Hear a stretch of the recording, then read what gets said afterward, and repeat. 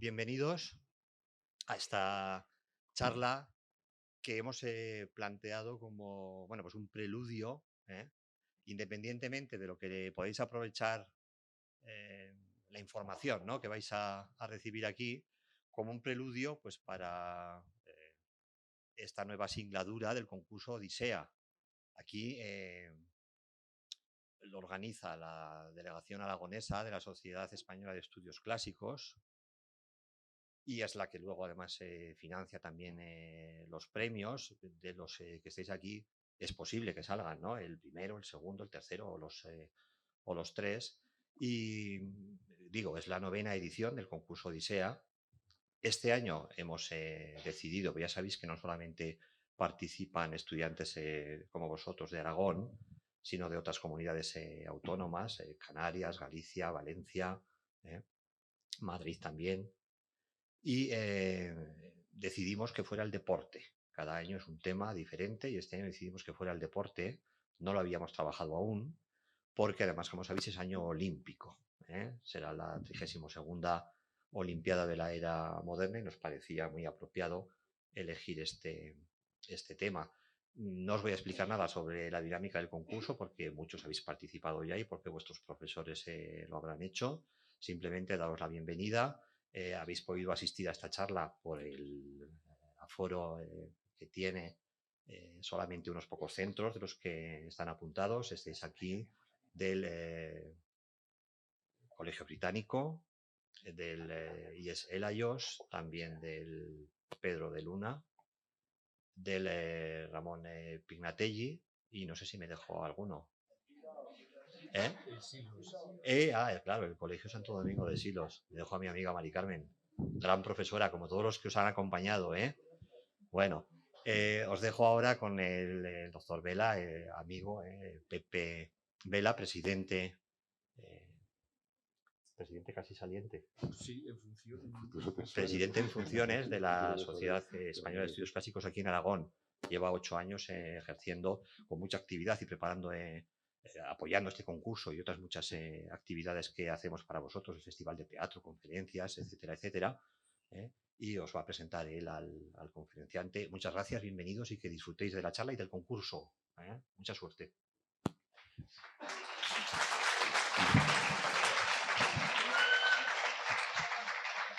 Muchas gracias, Cristóbal, por tus palabras.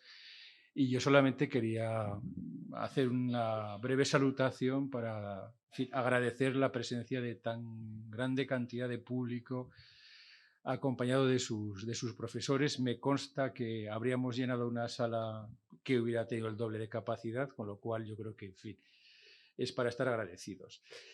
Y como en efecto estoy ya en funciones y aunque en fin, paso a una sección más agradable como es la de ser el tesorero y dejo la primera línea, quería aprovechar la ocasión para daros las gracias. Evidentemente, quienes venís este año probablemente sea la primera vez, pero bueno, sois un poco representantes de los alumnos que durante estos años, gracias al esfuerzo de un querido compañero y amigo de Junta como el profesor Cristóbal Barea, que se ha encargado del concurso Odisea, que lo revitalizó de la nada, del olvido, y que cada año congrega mayor número de estudiantes, pues yo creo que, en fin, es para estarle muy agradecido en lo profesional y además, sobre todo, en lo personal. Bien, como decía, daros las gracias a los alumnos aquí presentes, que quiero que se hagan extensivas a quienes os precedieron y a quienes espero que sigan viniendo a nuevas convocatorias. Mi gratitud especialmente a vuestros profesores, porque ellos sí que suelen repetir. Algunos no han podido venir, como os decía, y desde luego, pues la actividad de la SEC solo tiene un objetivo: ayudarnos, ayudarles y hacer que los estudios clásicos pues tengan al menos el lugar que se merecen y el lugar que les corresponde. Por eso quiero que tener estas palabras de recuerdo y de agradecimiento para ellos por lo mucho que me han ayudado durante estos 8 años. Bien, decía que, en fin, que gracias a ellos, o con su trabajo abnegado, conseguimos que nuestros estudios todavía sobrevivan y se tengan en cuenta. Yo creo que esta edición del concurso Odisea es un magnífico ejemplo y nuestro ilustre conferenciante, querido amigo Fernando García Romero, catedrático de Filología Griega de la Universidad Complutense de Madrid, es un buen ejemplo de cómo se puede hacer una tesis doctoral sobre un autor griego Bakílides, experto en certámenes atléticos, para acabar compartiendo mesa de tertulia, de debate, pues nada menos que con el director del Corriere della Sera, en fin, junto con el diario L'Equipe, para mí en fin, dos de los mejores, por no decir los mejores diarios deportivos. Quiero decir que no es un tópico al que recurramos los de clásicas, decir que los estudios clásicos siguen estando vigentes y que si queremos entender el deporte de hoy en día, sea para entender al Cholo Simeone cuando dice partido a partido o cosas por el estilo, pues tenemos que volver a Grecia, que fue la que nos cimentó nuestra manera de pensar, nuestra manera de ser y nuestra manera de disfrutar, alegrarnos de las victorias deportivas y llorar las derrotas de nuestros representantes que eran tenidos en las ciudades como hoy en día nuestros equipos de fútbol. Así que no voy a robar ni un segundo más, dar las gracias, insisto, al profesor Fernando García Romero por haberse desplazado desde Madrid y a todos los aquí presentes, mis queridos compañeros también de griego, por hacer que esta convocatoria haya sido un pleno de asistencia. Muchas gracias.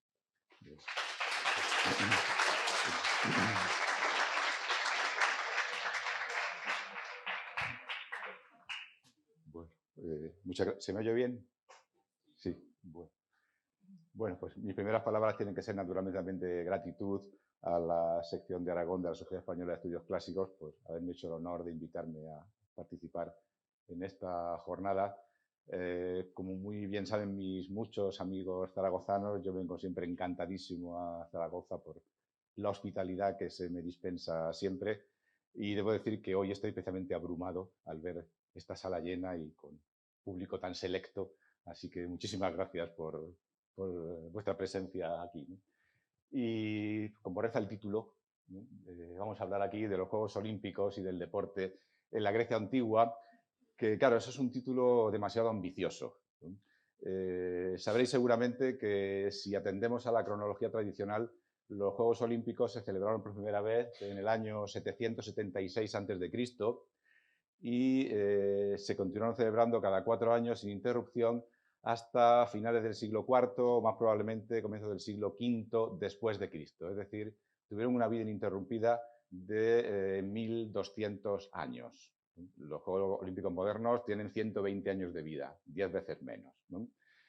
Claro, en el curso de todo esto, este enorme lapso de tiempo, pues se fueron introduciendo muchas innovaciones, no todos los Juegos Olímpicos fueron iguales, de manera que para, digamos, centrarnos en una época, nosotros vamos a describir cómo eran unos Juegos Olímpicos en la época clásica griega, es decir, en el siglo V o IV antes de Cristo, aunque vamos a dar saltos antes y después, como veremos.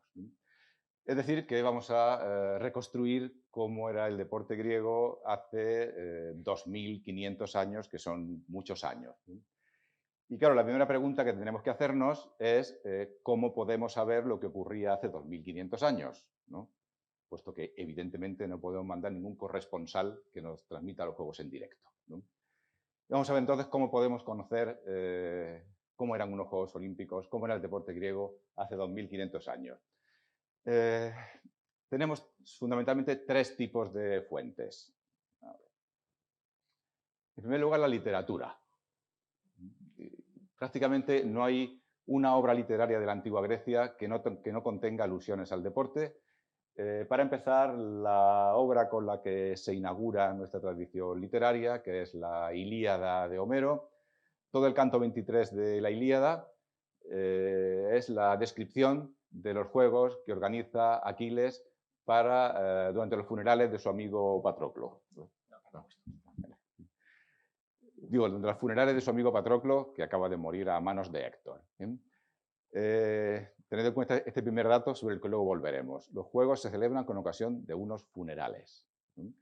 Y todo el canto 23 es una larguísima descripción de estos juegos que suponen, digamos, la primera crónica deportiva que se ha hecho nunca, ¿no? Que será más o menos el equivalente a los modernos periódicos deportivos, pero muy mejorado, ¿no?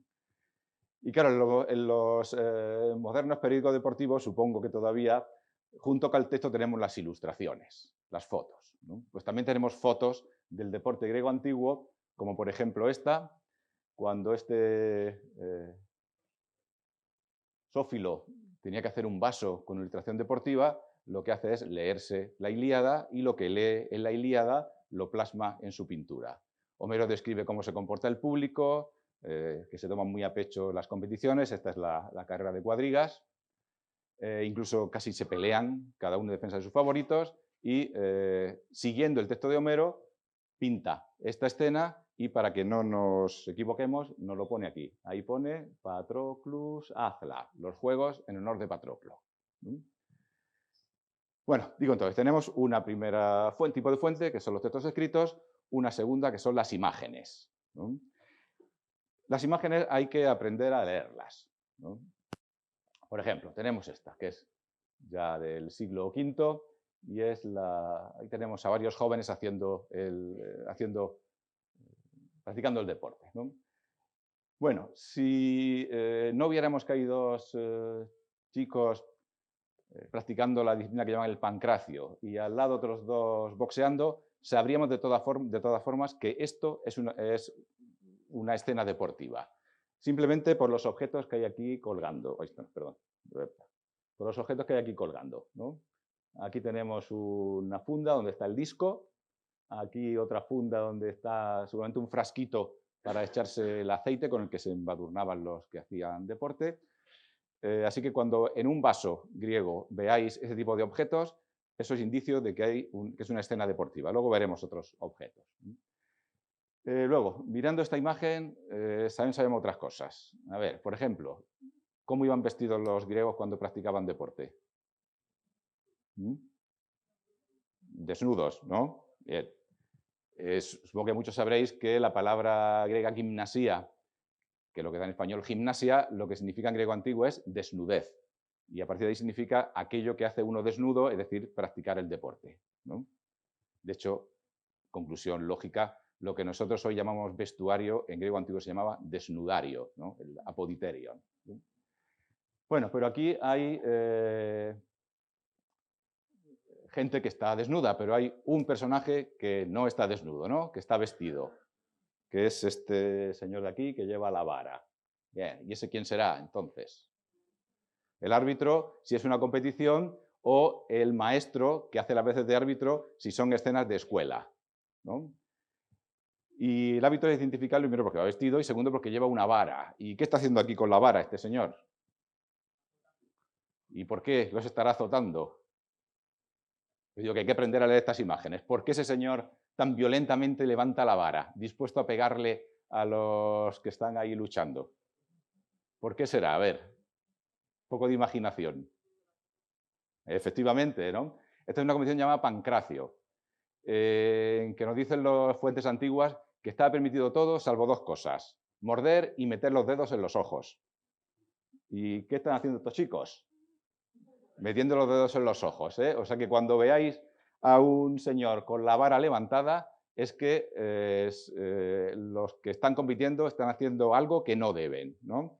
Es decir, que un griego, cuando veía a un señor levantando la vara como este señor, pues se hacía más o menos la misma idea que nosotros nos hacemos cuando vemos esa imagen, ¿no? Ahí nosotros no sabemos lo que ha hecho el tal Zidane, ¿no? Pero sabemos que ha hecho algo que no debía y por eso ha sido expulsado. Los griegos eran más expeditivos y le daban un varazo directamente a uno en lugar de enseñarle la tarjeta roja, ¿no? Bueno, digo, tenemos dos tipos de fuentes hemos visto hasta ahora, los textos y las imágenes. Y tenemos un tercer tipo de fuente que son los descubrimientos arqueológicos, ¿no? Los arqueólogos sacan a la luz antiguos edificios deportivos y podemos hacernos una idea de cómo eran estos edificios deportivos. Esto es lo que queda de la palestra del santuario de Olimpia, que nos va a acompañar en el curso de esta exposición. Y a partir de los restos que quedan, los arqueólogos pues, han podido reconstruir el edificio original, que tiene la estructura típica de las palestras, un patio para hacer deporte en medio y luego rodeado por un pórtico con un montón de habitaciones en las que se guardaban los enseres deportivos, había salas para masaje y también, y esto es muy importante, había clases. Iban los filósofos, los poetas y gente se reunía ahí y hablaba de otras cosas que no eran el deporte, ¿no? Porque, como veremos, el deporte es un elemento cultural fundamental en el mundo antiguo, ¿no? Y, por ejemplo, los arqueólogos nos han sacado a la luz también este maravilloso estadio de la ciudad actualmente turca de Afrodisias, que es seguramente el estadio mejor conservado de todos los de la antigüedad. Y aquí quería señalar una cosa. Este estadio tiene capacidad aproximadamente para 20.000, 20 y tantos mil espectadores, ¿no? Nosotros ahora nos parece que el fútbol tiene una dimensión política, social y pública inmensa, ¿no? Pero ¿cuántos espectadores caben en la Romareda? A ver, unos 30 y tantos mil, ¿no? Y hay muchos campos de fútbol de primera división que tienen 20.000 y poco más, ¿eh? Quiero decir que estamos en una ciudad de, ¿cuánto tiene Zaragoza? Medio millón de habitantes, 600.000, 700.000, ¿no? Y en la antigua Afrodisias cabían en el estadio casi tanta gente como un estadio de fútbol ahora, ¿eh? Eso quiere decir que el deporte en la antigüedad tiene una importancia social, política y económica enorme, ¿no? En un estadio cabía muchas veces casi la entera población de una ciudad, ¿eh? Estadios que, por cierto, a veces hemos visitado y no sabemos qué son. ¿Le suena a alguien esto? ¿Alguien ha hecho algún viaje de fin de curso a Roma? ¿Y ha visitado esta plaza? Que es una de las plazas más famosas de Roma, la Piazza Navona, ¿no? Pues la Piazza Navona es el antiguo estadio que construyó en Roma el emperador Domiciano en el siglo I después de Cristo, ¿eh? Y cuando uno está no lo parece, pero si se ve desde arriba tiene forma de estadio, ¿eh? Así que digo esto porque luego veremos que el deporte griego se expande por todo el mundo al que llega la cultura griega, ¿no? También a Roma. Bien. Bueno, y digo que el deporte griego se expandió a todo el mundo al que llegaba la cultura griega. Hubo competiciones deportivas pues desde el actual Afganistán hasta la península ibérica, para que os hagáis una idea, ¿no? Pero las 4 más importantes estaban en el continente griego y son estas que tenemos aquí. Por orden creciente de importancia, aquí los Juegos de Nemea en honor de Zeus, luego los Juegos Sísmicos en honor de Posidón, los Juegos de Delfos en honor de Apolo y los más importantes, los Juegos de Olimpia, que son los que nos vamos nosotros a basar fundamentalmente. Vamos entonces al santuario de Olimpia. Esto es una reconstrucción del santuario de Olimpia. Bueno, a ver, aquí me interesa destacar, en primer lugar, que tenemos 4 tipos de edificios que nos informan sobre qué significa el deporte en la antigua Grecia. Obviamente es una competición deportiva, de manera que tenemos que encontrar edificios para la práctica del deporte, ¿no? Entonces tenemos aquí el estadio, donde tienen lugar las competiciones atléticas y de lucha. Bien. Luego, aquí a su lado, el hipódromo, del que no se conserva nada, para las competiciones hípicas. Bien. Luego aquí tenemos la palestra que antes veíamos para entrenamiento de algunas pruebas. Obviamente aquí uno puede practicar pues, el salto de longitud, la lucha, el boxeo. Pues tiene uno que lanzar el disco o la jabalina, tiene que ir a un sitio más amplio, que es este de aquí, el gimnasio. Este es el gimnasio y está la palestra. Bien. Entonces tenemos, en lugar, digo, edificios deportivos. Bien. En segundo lugar, tenemos edificios administrativos. Este es el Buleuterion, donde se reunían los organizadores de los juegos, los árbitros. Y me interesa subrayar esto porque para los griegos antiguos es muy importante que una competición deportiva sea una acción organizada. Porque para los griegos el deporte es un símbolo de la civilización. Una sociedad incivilizada, digamos que echa fuera sus emociones y sus violencias practicando la guerra, ¿no? Y en la guerra todo vale, con tal de ganar, ¿no? El deporte es el símbolo de una sociedad organizada porque en el deporte no todo vale con tal de ganar, ¿no? El deporte hay que ganar de acuerdo con unas reglas, ¿sí? Y de acuerdo con unas técnicas que hacen que el que tenga menos fuerza física pueda vencer al que tenga más fuerza física, ¿no? Y en eso consiste para lo que es la civilización, en que no se impone la ley del más fuerte, sino unas normas, unas leyes que permiten que todos vivamos en comunidad, ¿no? Entonces, para los griegos antiguos, el deporte era un símbolo de la civilización y le da mucha importancia al hecho de que es una práctica física organizada. Y por eso hay un lugar para los árbitros y para la administración. Bien. ¿Qué más cosas tenemos aquí? Eso de ahí, el Leonideo, un edificio del siglo III a.C. Esto es un hotel. Los Juegos Olímpicos era el momento, Olimpia de los Juegos Olímpicos, era el momento y el lugar en el que mayor cantidad de griegos se reunía nunca. Así que tenía que haber lugares para el alojamiento. En este, que es un pequeño hotelito, ¿no?, construido en el siglo III a.C., como antes decía, aquí este es un hotel solamente para las autoridades, ¿no? El resto de las decenas de miles de personas que llegaban a Olimpia con ocasión de los Juegos vivían fuera del santuario. Las fuentes antiguas describen la vida de quienes iban a ver los Juegos como una especie de ciudad-campamento, ¿no?, donde la gente dormía a la intemperie o se iba a sus tiendas de campaña, que podían ser más o menos lujosas según el dinero que tuviera uno, y así allí estaban pues una semana que duraban los Juegos, comiendo, durmiendo y viviendo allí. Incluso nos cuentan algunos pues, que Platón fue sin tienda de campaña y se metió en una que había de unos señores que no conocía nada y estaban todos encantadísimos de lo simpático y lo amable que era Platón, ¿no?, que fue de buenas a primeras por ahí y lo acogieron amistosamente en una tienda, ¿no? Claro, decía antes que los Juegos Olímpicos era el momento en el que más griegos se reunían y eso hacía que en torno a los Juegos se desarrollaran una enorme cantidad de actividades de manera similar a lo que ocurre hoy en día, ¿no? El testimonio que más me gusta para ilustrarnos qué pasaba en unos Juegos Olímpicos, además de competiciones, nos lo ofrece un orador del siglo I o II después de Cristo, Dion de Prusa. No habla de los Juegos Olímpicos, sino de los Juegos Sísmicos, pero nos da lo mismo, ¿no? Y esto es lo que pasaba en los Juegos antiguos, ¿no? Veis que a Dion no le gustaban los Juegos Olímpicos precisamente, los Juegos Sísmicos en este caso mucho, ¿no? Pero sí nos dice qué pasaba ahí. Y dice: era también el tiempo en el que se podría escuchar en torno al templo de Posidón a una multitud de malhadados filósofos gritando e insultándose los unos a los otros, y a quienes se decían sus discípulos peleando el uno con el otro, ¿no? Y a una multitud de escritores leyendo estúpidos escritos, y a una multitud de poetas cantando sus poemas, y a otros que le aplaudían, ¿no? Digo, Dios no puede estar, parece no estar muy satisfecho de lo que veía allí, pero por lo menos nos dice que a Olimpia iban escritores, iban filósofos. ¿Y por qué irían estos señores a Olimpia? A ver, ahora cuando un escritor o un filósofo quiere difundir sus ideas o sus escritos, ¿qué hace? ¿No? Pues los pone en las redes sociales o en un periódico, ¿no? Y en la antigüedad, ¿cómo tenían que difundir sus escritos? Yendo de ciudad en ciudad, ¿no? Eso es muy cansado, ¿no? Y entonces lo que hacían muchos, nos lo cuenta del historiador Heródoto, que le daba mucha pereza eso de hacer una gira por las ciudades de Grecia, y dijo, pues ¿cuál es el momento y el lugar en el que se reúnen más griegos? En Olimpia. Pues voy allí, narro mi historia o expongo mis ideas y luego ya se difunde por el resto de Grecia con el boca a boca, ¿no? Así que Olimpia era no solo el centro de la vida deportiva de los griegos, sino también uno de los centros culturales e intelectuales más importantes de toda Grecia.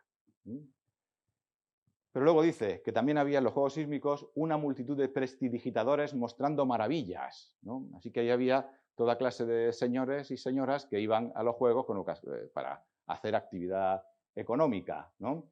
Y una multitud de adivinos interpretando signos, innumerables oradores pervirtiendo la justicia y no pocos mercaderes haciendo negocio con lo que le hubiera caído en las manos a cada uno, ¿eh? Es decir, que Olimpia era también un enorme mercado con una importancia económica que todavía tiene el deporte moderno, ¿no? Las fuentes antiguas nos dicen que también, claro, si uno tenía que vivir en una tienda de campaña a la intemperie, ¿no? Pues pasaba frío, comía fatal, ¿no? Y eso nos lo cuenta este Arriano, nos dice, y en Olimpia no os asáis, ¿no? En los Juegos Olímpicos en pleno verano, ¿eh? No estáis agobiados y apretados, no os bañáis a duras penas, no os empapáis cuando llueve y no disfrutáis de alboroto, griterío y otras molestias, pero pienso que si sufrís y soportáis todo eso es porque contraponéis a ello el mérito del espectáculo, ¿eh? Así que las condiciones en las que vivían los antiguos espectadores de los Juegos Olímpicos eran bastante peores que los de ahora, ¿no? Que tienen una infraestructura hotelera y estas cosas. Uy, no sé por qué se ve esto tan mal. Pero bueno, no. Bueno, decía que teníamos en Olimpia 4 tipos de edificios. Hemos visto 3, los deportivos, los administrativos, gracias, y los alojamientos, y nos falta un 4º tipo de edificios fundamentales. Uy, gracias. Que son estos de aquí. A ver, ¿esto qué es? Y esto, incluso esto. ¿Qué es eso? ¿qué es esto? Un Partenón, no, un templo. En este caso no es un Partenón, el Partenón es solo el templo de Atenea, Parcenos. Es un templo de Zeus, que es el dios de los juegos. Y este es el templo de Hera y el templo de Cibeles. O sea que tenemos también edificios religiosos en el santuario de Olimpia. Bien. Eso quiere decir que la práctica del deporte para los griegos, por estas competiciones, eran para los griegos antiguos un acto religioso. Es decir, uno iba a participar en una competición como manera de rendir culto a su divinidad. Y bueno, yo creo que en términos generales esta es seguramente la mayor diferencia entre el deporte antiguo y el deporte moderno. Vamos a ver que hay muchos rasgos comunes, pero que yo sepa, yo no sé si atreverme a decir que si el deporte moderno tiene algo que ver con la religión. O sea, ¿vosotros qué opináis? ¿El deporte moderno tiene algo que ver con la religión? Ya sé que hay muchísima gente que se toma el deporte como si fuera una religión, pero ¿hay alguna vinculación o no? No, digo, no. ¿Y qué me decís de esta portada? Ahí qué pone, ¿no? Dios es rubio, ¿no? El futbolista es un dios, ¿no? Incluso es un dios oficial. A ver, supongo que muchos de vosotros habéis oído hablar de un gran futbolista, seguramente el mejor de todos los tiempos, que jugaba por los años 80, que se llamaba Diego Armando Maradona. ¿Os suena Maradona? Pues Maradona tiene una iglesia que se llama la Iglesia Maradoniana de la Mano de Dios, que es una iglesia que está inscrito en el registro de iglesias oficiales y que tiene, creo que 400 o 500.000 seguidores en todo el... Es una iglesia con sus reglas, con sus ritos, ¿no? Esta es una ceremonia maradoniana, ¿no? Donde veis aquí a los sacerdotes vestidos con la camiseta de la selección argentina. Tienen incluso sus propias bodas. Esta es una boda maradoniana, ¿no? Veis aquí con el número 10, lo digo por si alguien quiere casarse por el rito maradoniano, puede hacerlo, ¿no? Y veis también las sagradas formas están metidas en una pelota de fútbol, ¿no? Y los novios están contentos también, ¿no? Incluso tienen sus 10 mandamientos maradonianos, ¿no? Amar al fútbol sobre todas las cosas, por ejemplo, es el segundo, ¿no? Y así sucesivamente, ¿no?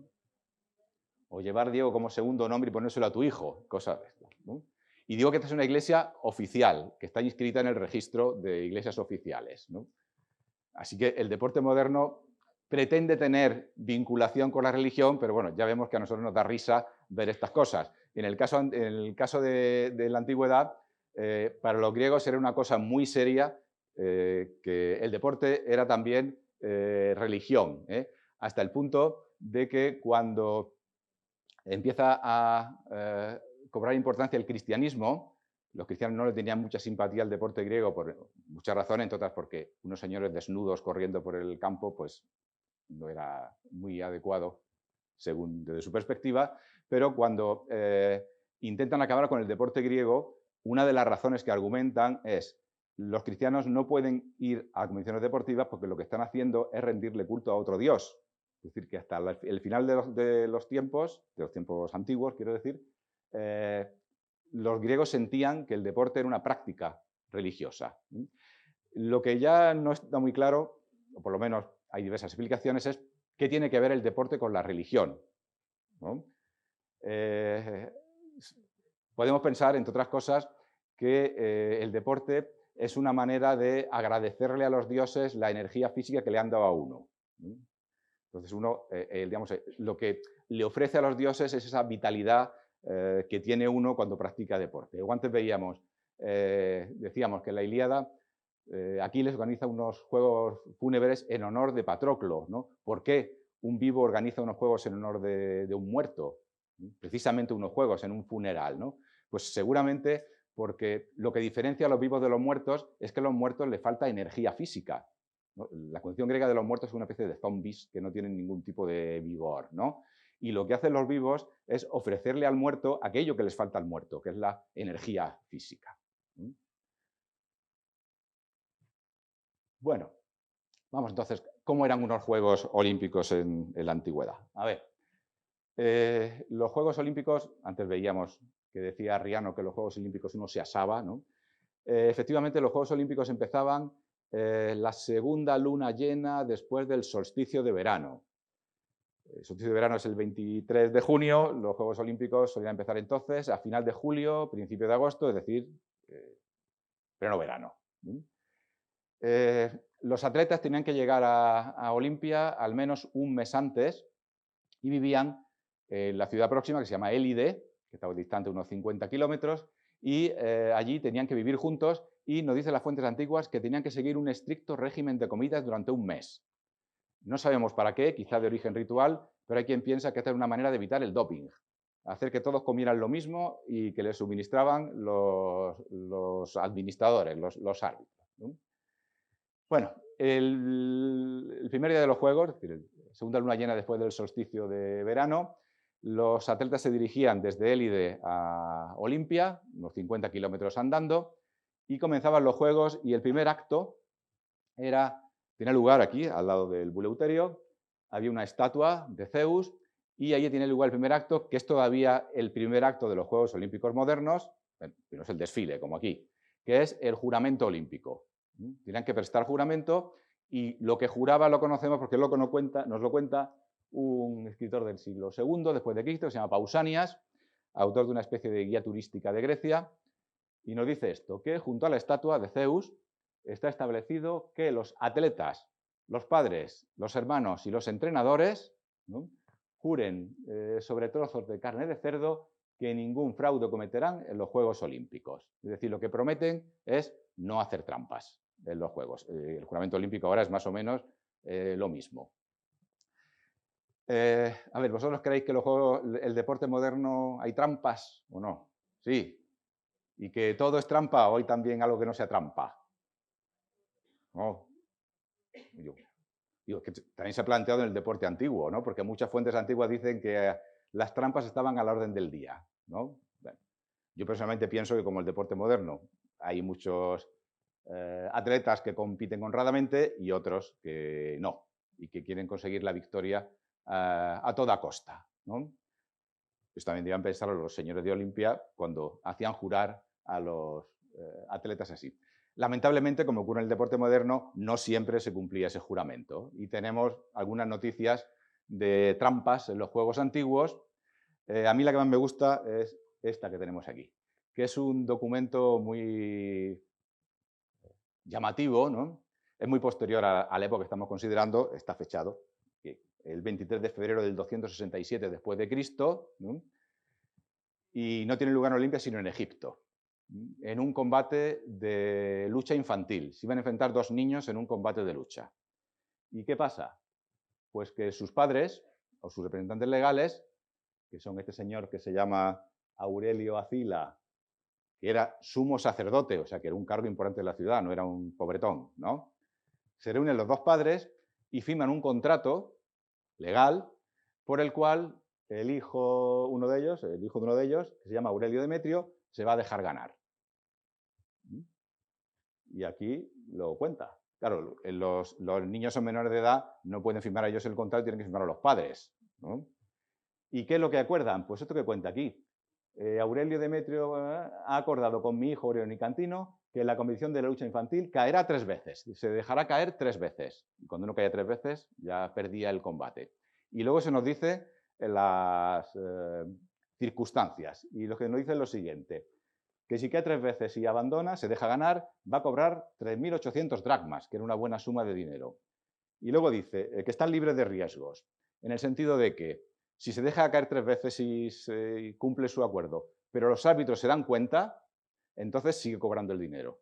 Bien. Pero si no cumple lo acordado, tendrá que pagarle a la otra parte 3 veces más de lo que le tenía que haber pagado a él, 18.000 dracmas, ¿no? Y lo importante, vamos, lo interesante es que veis lo que... mirad lo que dice al final, aquí. El convenio está vigente, escrito en 2 copias, de las cuales yo tengo una y otra vosotros. O sea que es un contrato absolutamente legal. Si hay algún problema, uno de los padres dice que este señor ha firmado el contrato y no ha cumplido, ¿no? O sea, lo pueden llevar a juicio y poner una denuncia por no haber cumplido un contrato para amañar el combate, ¿no? Digo, este es del año 267 después de Cristo, es un documento muy reciente, se encontró hace 5 años. Bueno, estos señores podían hacer eso porque uno de ellos era sumo sacerdote y tenía mucho dinero. Pero ¿qué pasaba si uno no tenía dinero y quería ganar un combate y no tenía fuerza física para ello, ¿no? Pues había otras maneras más baratas de hacer trampa, ¿no? Que era, por ejemplo, esta. Esta es una pequeña tablilla una minilla de bronce que se ha encontrado en el estadio donde tenían lugar los juegos sísmicos. Y aquí, ¿qué veis? Aquí unos monigotes pintados, ¿no? ¿Qué? Y aquí unos escritos. ¿Y esto qué podrá ser? A ver, si os ocurre. Esto es magia. Es magia. Es un conjuro mágico para, en una carrera, pedirle a un genio de estos, a un demonio, que cuando el árbitro dé la señal de salida, los contrincantes se queden paralizados y no puedan salir corriendo, ¿no? Esto se colocaba en lugares estratégicos y lo que ya no sé si funcionaba. Si queréis podéis probar algún día, pero no tenemos constancia de que funcionara, ¿no? Aquí, para los que estudiáis griego, os lo he puesto en griego, ¿verdad? Y empieza con una fórmula mágica, que es esta: eulamo, ulamo, lamo, amo, mo. Esa es la fórmula mágica. Luego, la lista de los rivales, ¿no? A Epileneo, sujétalo. Se está hablando a un demonio, que dice, cuando vaya a salir, lo coges, que no salga corriendo, ¿no? Y Acronión, sujétalo, dice que no tengan fuerzas para correr el día anterior al sábado, ¿no? Sino que se queden paralizados, ¿no? Así que es un medio barato, económico, de ganar. Bueno, digo que de esto no tenemos necesariamente que deducir que todo eran trampas en el deporte antiguo. Yo pienso que ocurre con el deporte moderno, que hay gente que hace trampas y gente que no hace trampas, ¿no? Bueno, pues la primera competición de los Juegos Olímpicos no era una competición deportiva. Tiene lugar aquí, en el llamado pórtico de Eco. Eso es la reconstrucción, eso es el estado actual. Que reproducía 7 veces. Aquí se oye mejor, ¿no? ¿Se me oye o no? Sí, sí. Digo, que puse 7 veces la voz. Bueno, pues la primera competición que tenía lugar en los Juegos Olímpicos era la competición de trompetistas y heraldos. El señor tocando la trompeta y se elegía un ganador. A ver, ¿y por qué se os ocurre que esta es la primera? ¿Por qué se empezaba por aquí? ¿Perdón? Efectivamente. Ahora, ¿qué hace falta para que salgan los corredores? ¿Qué hace falta? Que hay un señor con una pistola y dispare, ¿no? Para dar la señal de salida. Pues eso lo hacían en los antiguos, un señor tocando la trompeta y un heraldo que decía salir, ¿no? Así que eran los primeros porque eran necesarios para el resto de las pruebas. Bien. Y luego comenzaba la serie de pruebas. Vamos a ver, más o menos rápidamente, cuáles y cómo eran. En primer lugar, las pruebas, las carreras, que eran de varios tipos. La más tradicional es la carrera de velocidad, la llamada carrera del estadio. En Olímpica son 192 metros, más o menos el equivalente a la actual carrera de 200 metros, pero en línea recta, ¿no? Esta es la prueba más tradicional de Olimpia, ¿eh?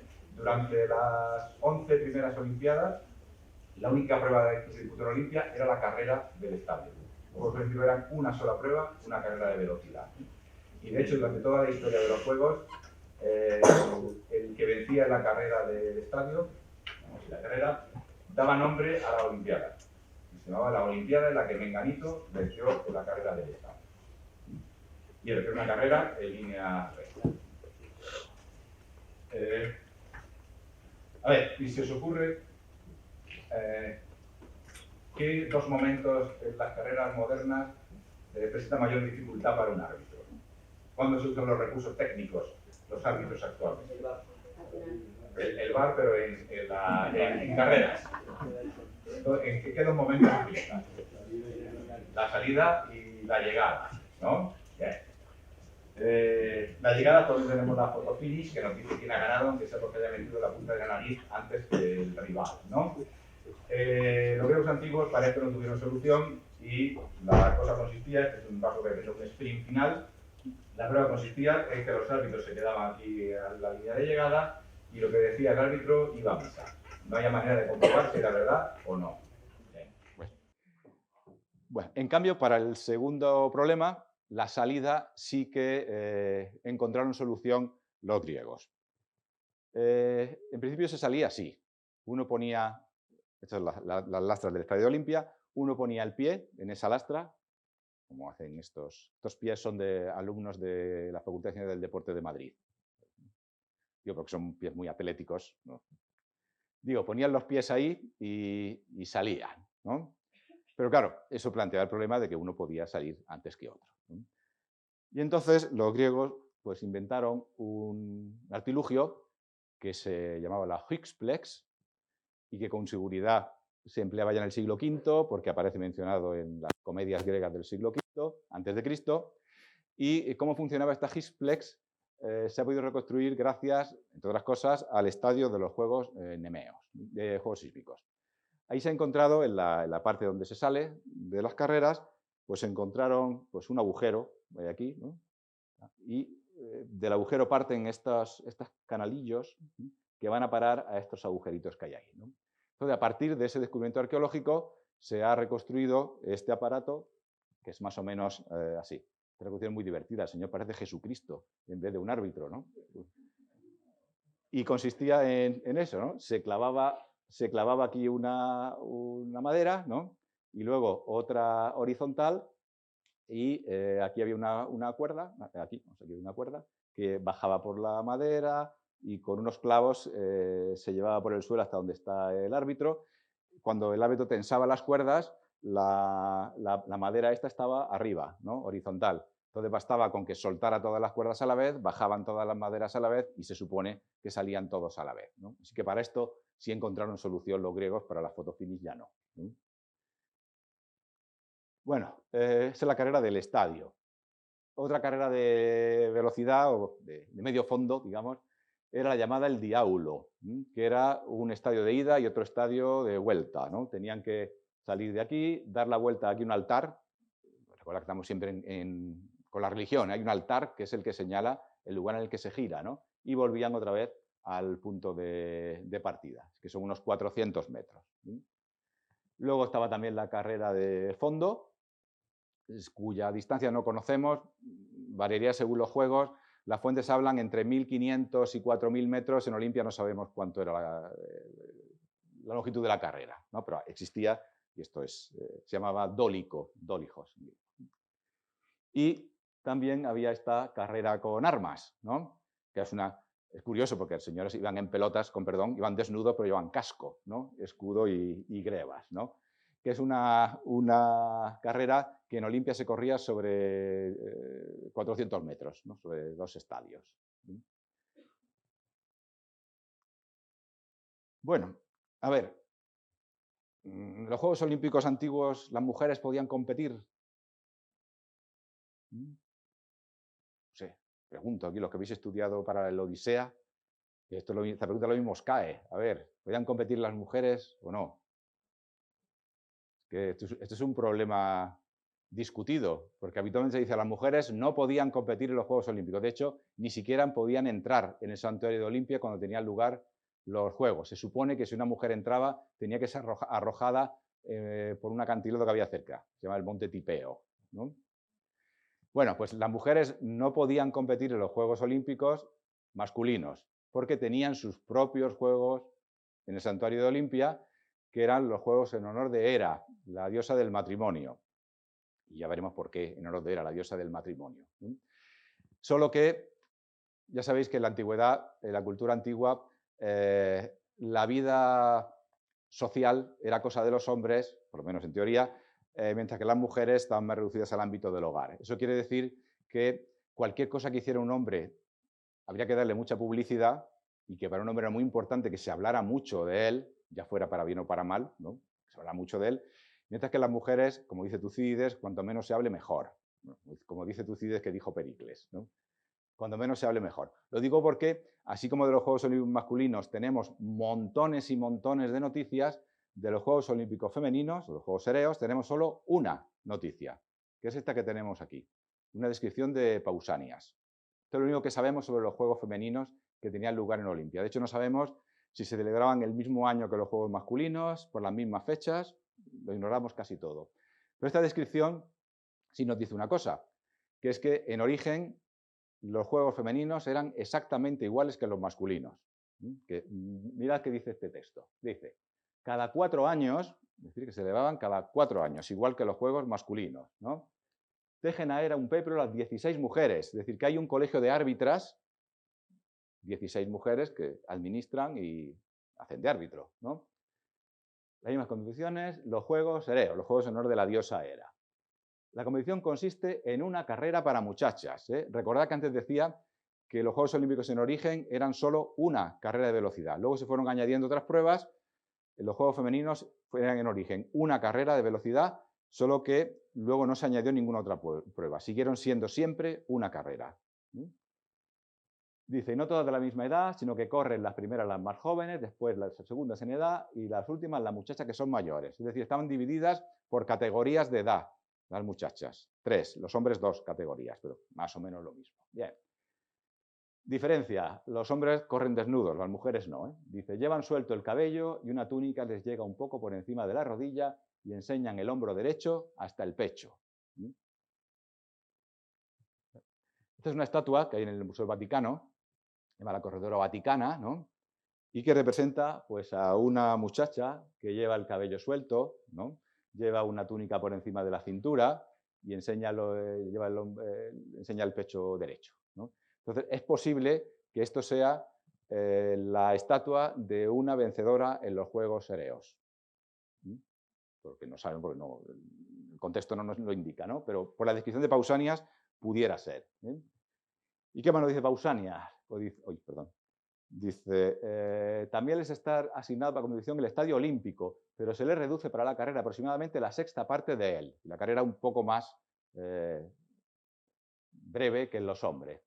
Y a las vencedoras les conceden coronas de olivo, igual que a los varones, ¿no?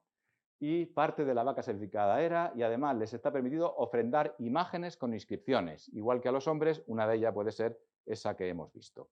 Y al final nos dice en qué consisten estos juegos Ereos. Hera es la diosa del matrimonio.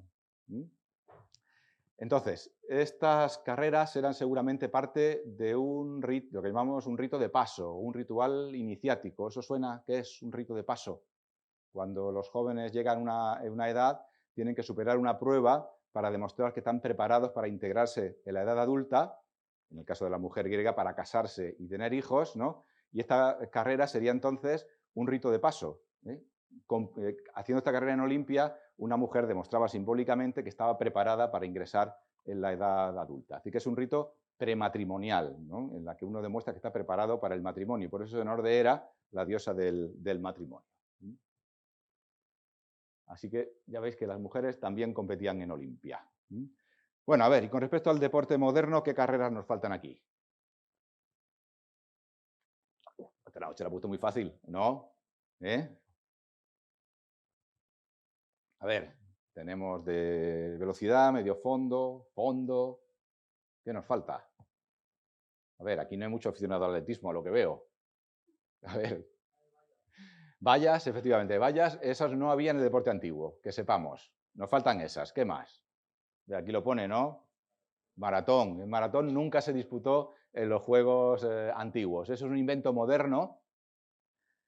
Cuando el barón Pierre de Coubertin fundó los Juegos Olímpicos, primero se celebraron en Atenas en 1896, un latinista amigo suyo le dijo, hombre, sería bonito hacer una carrera para celebrar la famosa hazaña de Filípides, que en la batalla de Maratón, pues después de combatir en Maratón, fue corriendo a Atenas a dar la noticia y se murió al llegar y demás, cosa que por cierto es mentira, eso no es cierto, ¿no?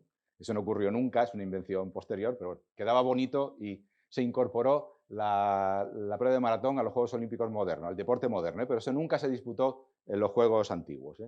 Este es el primer vencedor de maratón, un griego llamado Espiridón Luis. No es extrañar que fuera un griego, los primeros Juegos Olímpicos casi todos eran griegos, ¿no? Los modernos, digo.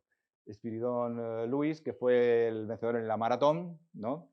Obviamente no corría así, esto lo hizo para hacerse la foto, ¿no?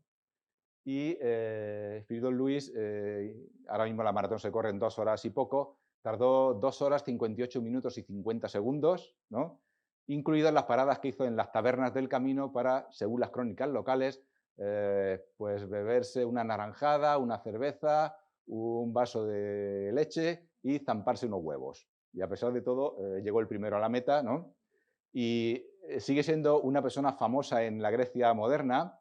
Los griegos modernos, para cuando uno se quiere ir rápidamente, lo que nosotros decimos pongo pies en polvorosa o me la aspiro, un griego moderno dice gino me Luis, es decir, me hago un Luis, ¿no? Me convierto en Luis todavía hoy, en honor a este espíritu Luis. A ver, ¿y qué más? Carreras nos faltan. Faltan unas, por lo menos, que son dos, además. Una de 100 y otra de 400 metros, y que son las últimas pruebas que se hacen en las competiciones deportivas. Que aquí os veo muy peces en atletismo. Los relevos, ¿no? Efectivamente. En las competiciones deportivas griegas no hubo nunca carreras con relevos. De hecho, en los Juegos Olímpicos nunca hubo juegos de equipo, eran todas pruebas individuales. Y sin embargo, las carreras de relevos modernas están inspiradas en el mundo antiguo.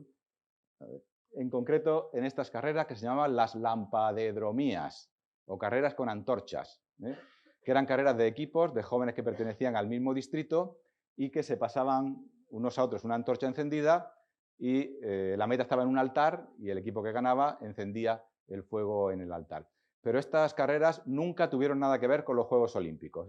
Eran en honor de dioses que tienen que ver con el fuego, como Prometeo, Hefesto, pero nunca se disputaron en los Juegos Olímpicos, pero eran popularísimas en toda Grecia. Tenemos un montón de vasos figurados. Y he traído este para que os fijéis en la antorcha. Porque la antorcha suena de algo en relación con los Juegos Olímpicos. Pues eso, pues que la antorcha olímpica está basada en la que llevaban los corredores de las lampadedromías, ¿no? La antorcha olímpica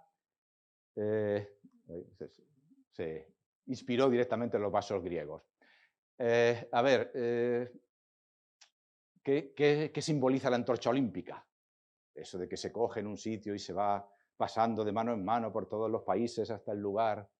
¿Qué puede simbolizar la antorcha olímpica? ¿O qué quieren los organizadores de los Juegos que signifique la antorcha olímpica? Nada, que hace falta que alguien se encienda el cigarrillo en lugar de los Juegos, ¿o qué? No sé.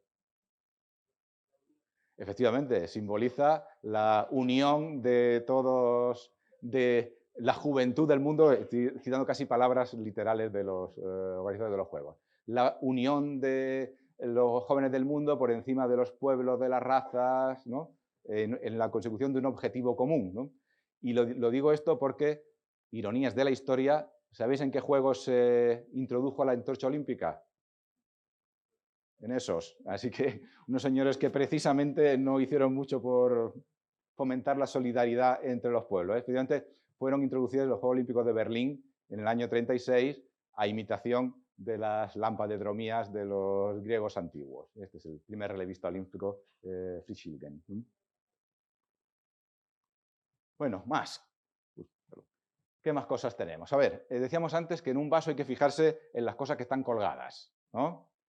Aquí, ¿qué tenemos? Bueno, tenemos esta columnita, simboliza también juegos, es el punto en el que se señalaba dónde comenzaba un juego o dónde hay que empezar a lanzar el disco. ¿Qué más tenemos? A ver, ¿esto qué es? Una especie de hoz, se llama una estrígile, que era una especie de hoz pequeñita. Los griegos se untaban el cuerpo de aceite, que lo podéis imaginar, se rebozaban cual croqueta en la tierra y podéis imaginar cómo acababan, ¿no? Entonces, con esta estrígile se quitaban la capa de sudor, polvo y aceite que se acumulaba sobre la piel, ¿no? Y esto de aquí abajo, esta especie de teléfonos, auriculares de teléfono antiguo, ¿eso sabéis qué son? A ver. Son los que lleva ese señor. ¿Y ese señor qué está haciendo? Saltar, ¿eh? El salto de longitud, otra disciplina que practicaban los griegos y que no se disputaba como disciplina independiente, ¿eh? Formaba parte de una prueba quíntuple que era el pentatlo, que comprendía salto de longitud, lanzamiento de disco y jabalina, la carrera del estadio y la lucha. Bueno, pues una de las pruebas era el salto de longitud. Los griegos saltaban con una pesa en cada mano. Se llamaba altera, le da en español alterofilia, significa en griego instrumento que sirve para saltar. ¿Bien? Y bueno, hay muchísimas ilustraciones de cómo saltaban los griegos, ¿no? Pues, como ahora, echaban las pesas, bueno, ahora ya no llevan pesas, pero echaban las pesas hacia adelante y pues cuando caían las echaban hacia atrás y caían, ¿no? ¿Veis estos pinchos que hay aquí? Eso señalaban el lugar en que había saltado el atleta anterior, la marca en que había saltado, ¿no? Bueno, ¿y por qué los griegos antiguos saltaban con pesas? Pues nos lo cuentan las fuentes antiguas, ¿no? Unas nos dicen que saltaban con pesas porque así era más fácil ir armonizando los movimientos que necesitaba el salto. Para lo cual, por cierto, se empleaba también una flauta, ¿eh? Los saltadores saltaban con acompañamiento de flauta. Y también saltaban, y esto nos lo dice una fuente sobre la que no podemos tener duda, que era Aristóteles, que aparte de ser un señor muy listo, había visto saltar un montón de atletas, ¿no? Y nos dice Aristóteles que se salta con pesas porque con pesas se salta más que sin pesas. Que así en principio parece una afirmación un tanto extraña, ¿no? De hecho, se han hecho pruebas, porque sabemos cómo eran unas pesas antiguas, se han fabricado unas pesas y se han hecho pruebas, a ver cómo es posible que se salte más con pesas que sin pesas. Por lo visto es posible, siempre que no se coja mucha carrerilla, o sea, la carrerilla sea pequeña o se salte de parado. En ese caso, si se hacen bien los movimientos, se puede saltar más con pesas que sin pesas. Así que en principio debemos pensar que los griegos no tomaban carrerilla cuando saltaban. Bien. Y luego, tenemos un problema. No sabemos cómo, en realidad no estamos seguros de cómo saltaban longitud los griegos antiguos por otra razón. Vamos a ver. Hay varios textos antiguos, dos sobre todo, que nos dicen que dos saltadores griegos llegaron a saltar 16 metros y pico de distancia. Lo digo porque el récord olímpico moderno de salto de longitud son 8,95 de Mike Powell, creo, y el triple salto está en 18 y pico, de Jonathan Edwards. Y claro, quitando que los griegos, quitando la posibilidad de que los griegos fueran supermanes que descalzos, desnudos, con pesas, saltaran 16 metros, cosa que no parece que debamos aceptar, ¿no? Aquí hay un problema, ¿no? Y se sigue discutiendo cómo saltaban los griegos longitud. Entonces caben habitualmente dos posibilidades. Primero, que esas fuentes que dicen que saltaban 16 metros no sean verdad y que se haya confundido un señor al escribir donde ponía 5 haya puesto 16. ¿No? Bien. Y luego, que el salto no fuera simple, que fueran varios saltos. La primera hipótesis es que fueran 3 saltos. Es decir, yo salto parado con las pesas, doy un salto, me paro, doy otro salto y doy otro salto, ¿no? Triple salto. Por eso el deporte moderno ha introducido la disciplina del triple salto, porque cuando se introdujo se pensaba que los griegos hacían triple salto. Pero claro, si en las condiciones actuales el récord mundial está en 18 metros y pico, es impensable que los griegos saltaran 16 metros, ¿no? Por lo cual, la hipótesis más extendida es suponer que el salto griego era salto quíntuple. Es decir, que de parado saltaban uno, saltaban otro, saltaban otro. Tiene que ser un salto parado. O sea, yo salto, me paro, porque si uno hace 3 saltos seguidos con las pesas, se queda clavado en el suelo. Así que no estamos seguros, pero la hipótesis más extendida es que fuera un salto quíntuple, sin carrerilla y parándose en cada paso. A ver, ¿qué más tenemos aquí? A ver.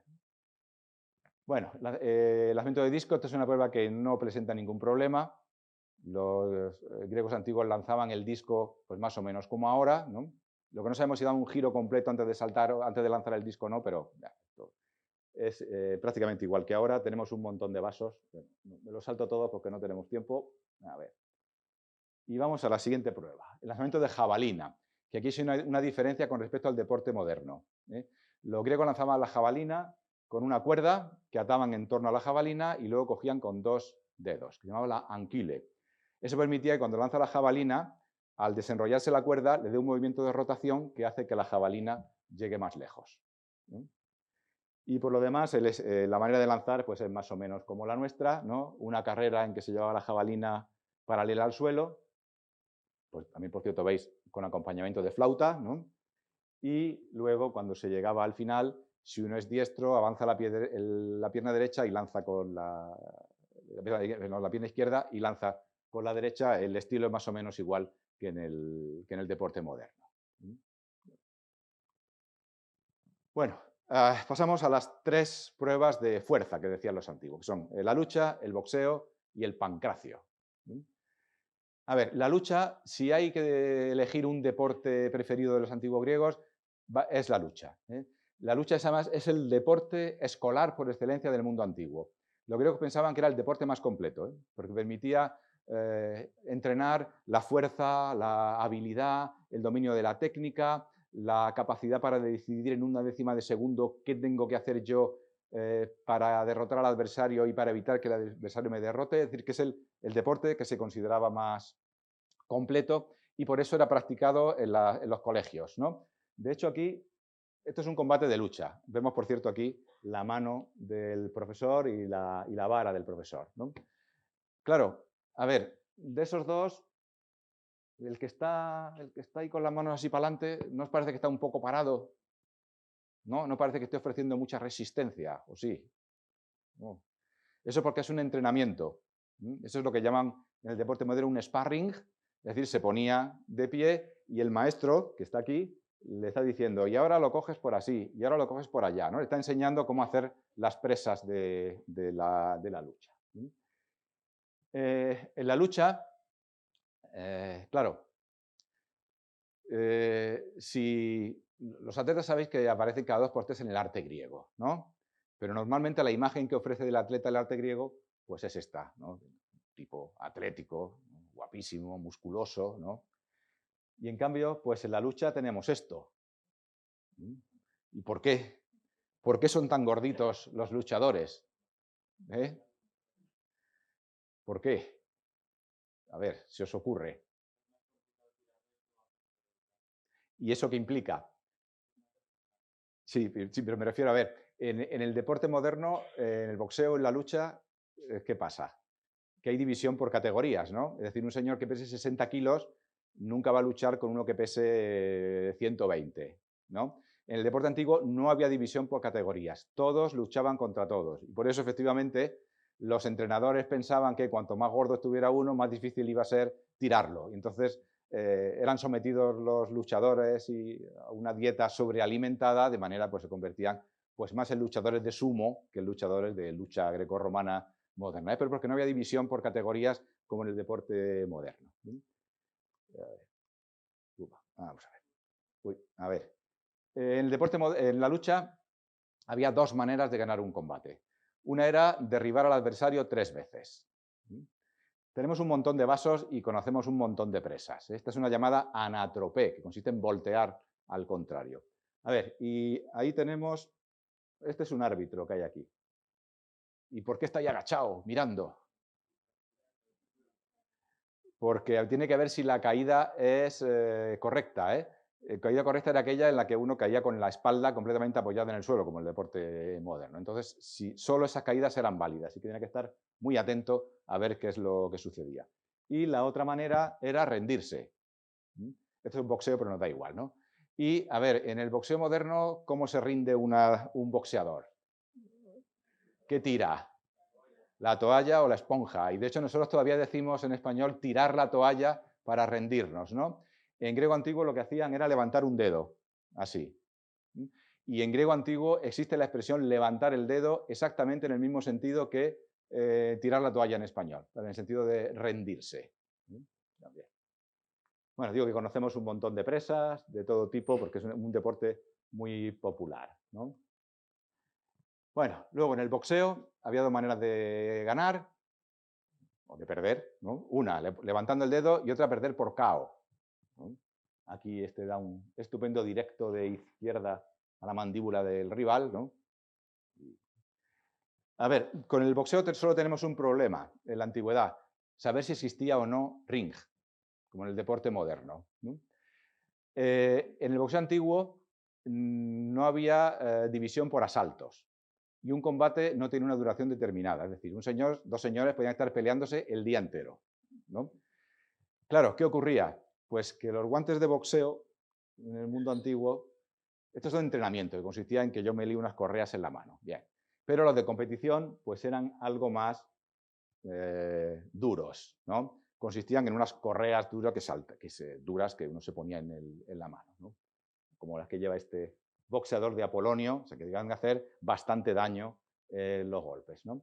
Con lo cual parece que era bastante frecuente que estuvieran, digamos, estudiándose los dos rivales, que te miro, que me miras, pero nadie se decidía a dar golpes, ¿no?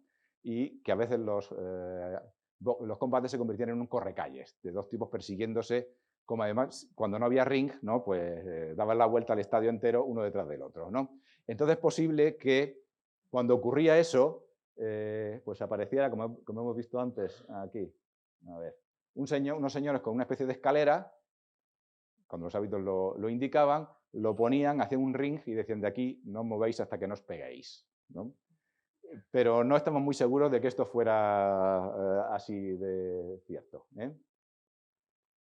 Bueno, y nos queda finalmente, para acabar, en el deporte antiguo, como decíamos antes, el dominio de la técnica es importantísimo, ¿eh? Y ya existía en la antigüedad esto que se llama actualmente el punching ball, ¿no? El saco este que se cuelga del techo, ¿no? Como el que hace aquí Pollux, que es el boxeador por excelencia del mundo antiguo, que veis que golpea con un estilo estupendo el punching ball, ¿no? Bueno, y luego la tercera prueba, el llamado pancracio, en que, como antes decíamos, estaba permitido todo, menos morder y meter los dedos en los ojos, ¿no? Para el pancracio también existía un punching ball, pero como en el pancracio, además de los puños, se pueden utilizar las piernas para dar patadas, colgaba más abajo. Ahí lo tenéis, ¿no? Entonces, obviamente una piel de cerdo rellena, ¿no? Con el que se entrenaban los atletas. Bueno, y pasamos finalmente a las pruebas hípicas, ¿no? Que tienen lugar en el hipódromo. Esta es una carrera de cuadrigas, de carros tirados por 4 caballos, ¿no? A ver, estas pruebas hípicas son muy especiales porque, por lo siguiente, a ver, ¿quién ganaba en las pruebas hípicas? El primero que llegaba, ¿no? Sí, ya, pero efectivamente, no ganaba el conductor del carro, el señor que está ahí subido, bueno, que podía ser, sino el propietario. Esto tiene su mucha importancia. Primero, porque en la antigüedad hubo muchos reyes que fueron vencedores olímpicos, pero prácticamente todos en carreras de caballos. Es decir, ellos no competían, ponían el dinero, pagaban el carro o el caballo y eran vencedores olímpicos, ¿no? Y segundo, por otra razón. Decíamos antes que las mujeres no podían competir en los Juegos Olímpicos masculinos. Y sin embargo, hay vencedoras olímpicas masculinas en el mundo antiguo. La primera de ellas fue una espartana que se llama Cinisca, que se puso tan contenta cuando ganó en 396 a.C. que erigió una estatua y se puso esta inscripción que veis ahí abajo, ¿no? Reyes de Esparta, mis padres y hermanos, con el carro de caballo de rápidas patas ha vencido Cinisca y he erigido esta estatua y afirmo que yo sola entre las mujeres de toda Grecia he tenido esta corona. Esta fue la primera vencedora olímpica de la historia, Cinisca de Esparta. Claro, venció porque ella, era de la familia real espartana, lo que hizo fue pagar el carro y los caballos y que condujera un hombre. Pero técnicamente podía ser vencedora olímpica y fue proclamada vencedora olímpica. De hecho, volvió a ganar en la siguiente Olimpiada en 392. Y conocemos también otras vencedoras olímpicas que vinieron luego. A ver, esta es la lista de vencedoras olímpicas en la antigüedad y todas ellas, como veis, en pruebas hípicas, que eran las únicas en las que podían ser proclamadas vencedoras olímpicas. Bueno, a ver, esta me encanta. La cara de velocidad que tiene la auriga es estupenda, ¿no? Claro,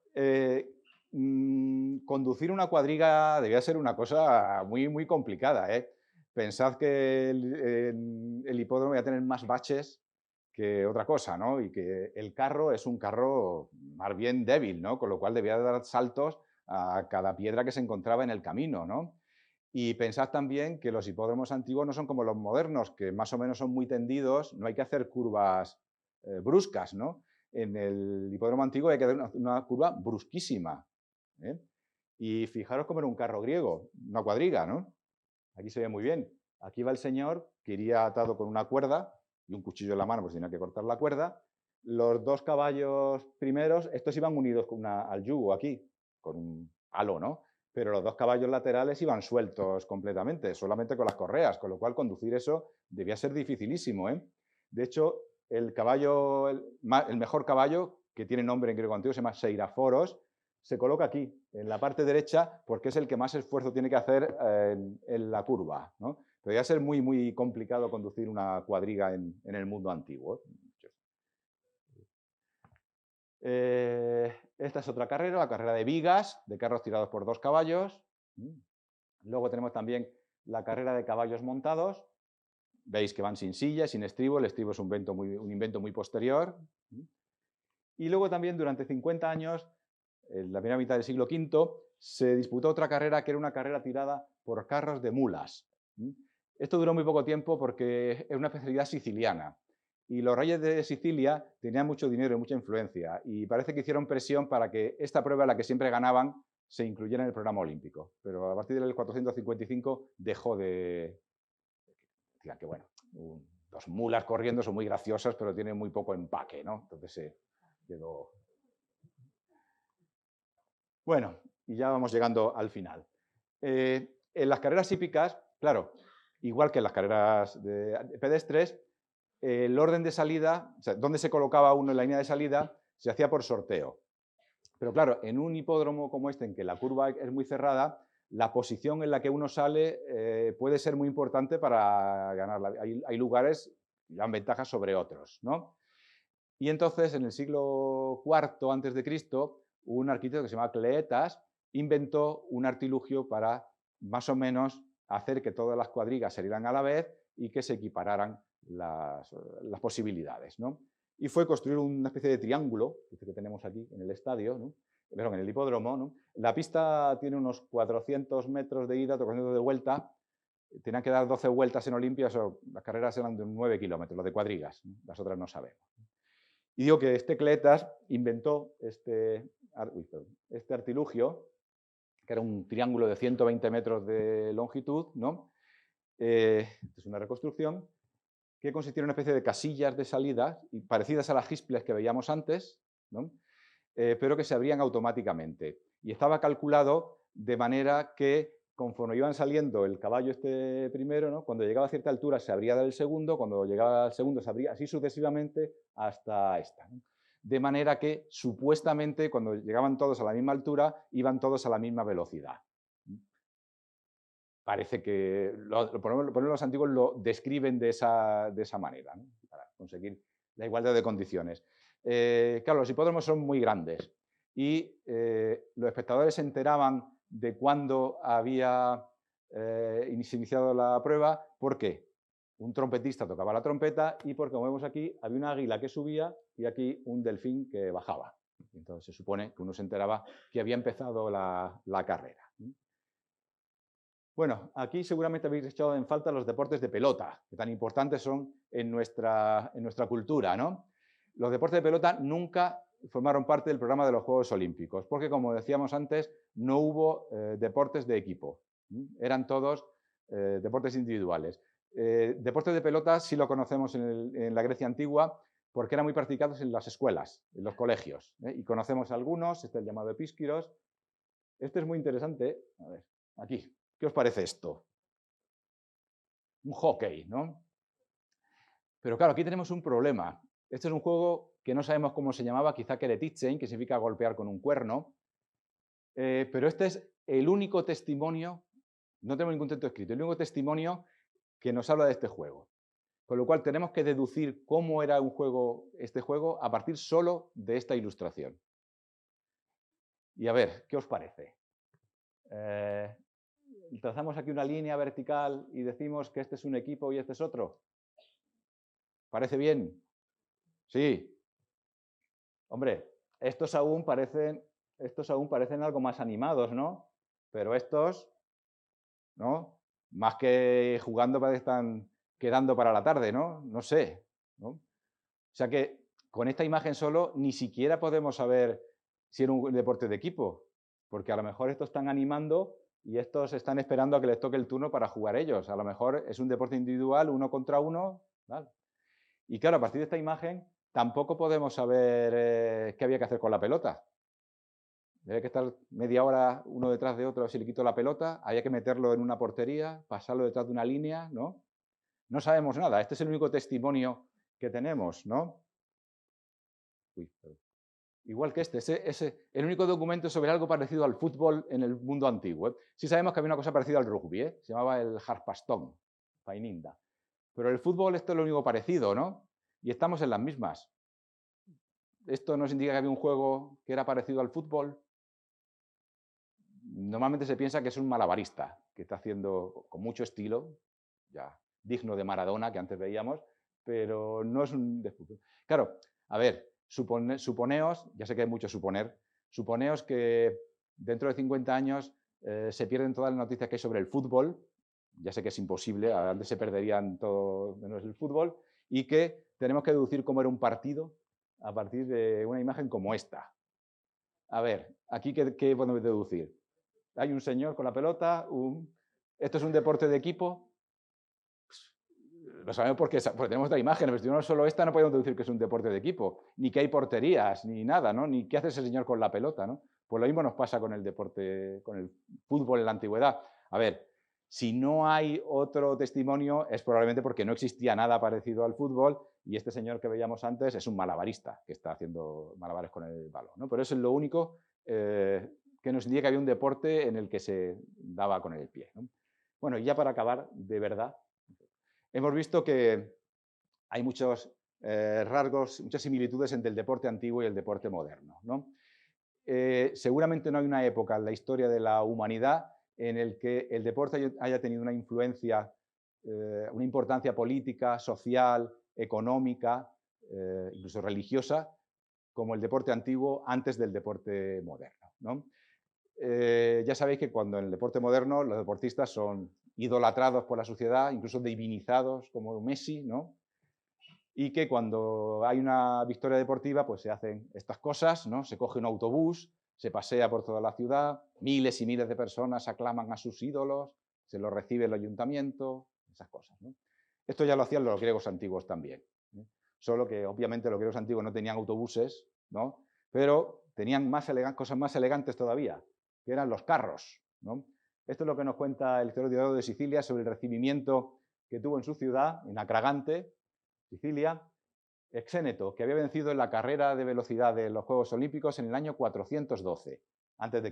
Dice, lo condujeron desde el puerto a la ciudad sobre un carro y lo escoltaban, aparte de otras cosas, 300 carros de caballos blancos, todos pertenecientes a los propios ciudadanos de Acragante. No me digáis que comparado con esto, en autobús es una cutrez auténtica. 300 carros de caballos blancos es mucho más elegante y mucho más bonito que un paseo en autobús, ¿no? Pero estas cosas también las inventaron los griegos antiguos. Y también, y ya con esto de verdad acabo, decíamos antes que el deporte griego se extendió a todos los sitios que llegaron los griegos. Cuando Alejandro el Magno llega hasta la India, lleva consigo el deporte griego. Uno de los gimnasios más grandes que se conoce está al norte de Kabul, en el actual Afganistán, en una ciudad que fundó, los sucesores de Alejandro fundaron allí, ¿no?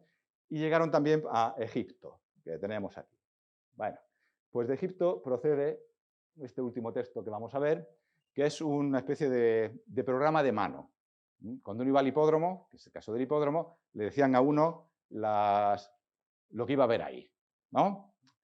Entonces, pues veis que hay una primera carrera de carros, segunda carrera de carros, tercera carrera de carros, pero entre carrera y carrera hay espectáculos, ¿no? Y tenemos aquí pues una procesión, ¿no?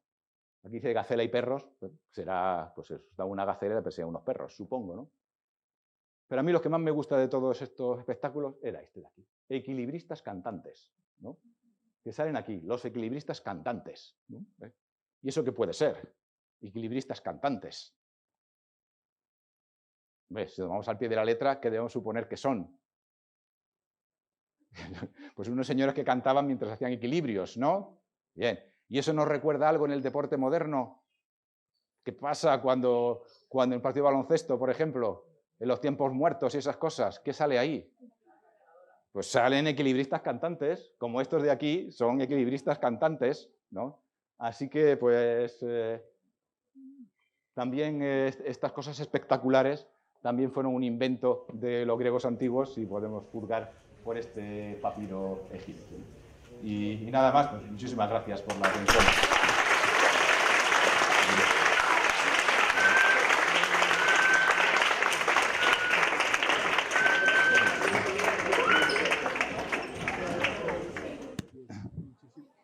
¿Se oye? Sí. No, perdón. Como ya es tarde, en fin, simplemente dar las gracias al profesor García Romero por esta estupenda charla tan completa en información que nos habría gustado estar más rato.